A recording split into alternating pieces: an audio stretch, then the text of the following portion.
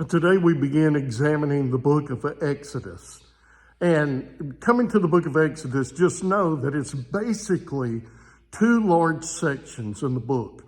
One section, of course, is dealing with the Exodus and how they left Egypt. But also the other half of the book focuses on the fact of establishing Israel as God's people in their own nation. And we begin by being introduced in the book of Exodus to Moses. Now, as we read, we see that Moses was one of the Hebrew babies that was commanded to be killed, but Moses was saved from death. Moses was rescued by Pharaoh's daughter and grew up in Pharaoh's palace. When he grew older, he killed an Egyptian for how he was treating the Israelite. And it caused him to flee Egypt, live in the land of Midian. And it was there that he had an encounter with God some years later at a burning bush. And chapters 3 and 4 of Exodus deal with Moses encountering God at the burning bush and how God called him. So I want to read to you Exodus chapter 3, verse 7 through 10. Exodus chapter 3, beginning in verse 7, says, "Then the Lord said, I've observed the misery of my people in Egypt, and I've heard them cry out because of their oppressors.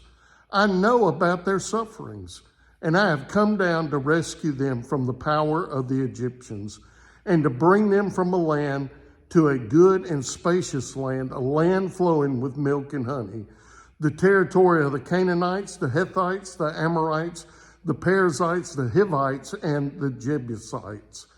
So because the Israelites' cry for help has come to me, and I have also seen the way the Egyptians are oppressing them, therefore go, I'm sending you to Pharaoh so that you may lead my people, the Israelites, out of Egypt."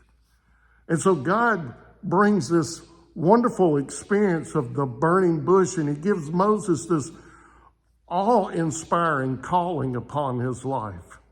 And how did Moses respond to that? Well, Moses didn't jump up and say, "Whoopee, I get to go and serve the Lord in this capacity." No, he found every excuse that he could to not do this. Beginning there in chapter 3, verse 11, he asked God, as soon as he heard this call, and he said, "Who am I that I should go to Pharaoh and bring the Israelites out of Egypt?" And, that may be a lot of our first response. Well, who am I? Who am I to do this? And then he came in verse 13 and he said, "If I go to the Israelites and say, the God of your ancestors has sent me, and they ask me, what is his name? What should I tell them?" And Moses is basically saying, what authority do I have? Who am I? And what authority do I have? Picture it like this. It's kind of like if a guy was to walk into your church on Sunday and said, "Okay, God has told me I'm the pastor now." And Moses was basically walking into Israel and said, "Okay, I'm the leader now. I'm going to Pharaoh. I speak on behalf of all the people." He wanted to know, what authority do I have? And then he wanted to know in chapter 4, verse 1, he said, well, what if no one believes me? What if I go to them and no one believes me? And so God gave him a couple of signs to prove that God had called him. And then in chapter 4 in verse 10, he says, "Please, Lord, I've never been eloquent, either in the past or recently since you've been speaking to your servant, because my mouth and my tongue are sluggish." It's like, I'm not talented, I'm not equipped, I'm not good enough to do what you've called me to do, Lord. And so God sent Aaron. And then finally, he ends in chapter 4 in verse 13. And Moses said, "Please, Lord, send someone else." I wanted to stand in here in the sanctuary today, to stand by the pulpit, because I understand every one of those feelings. I've used every one of those excuses to God. A lot of those things, I still feel the same way. Who am I? Who am I to do this? What if no one believes me?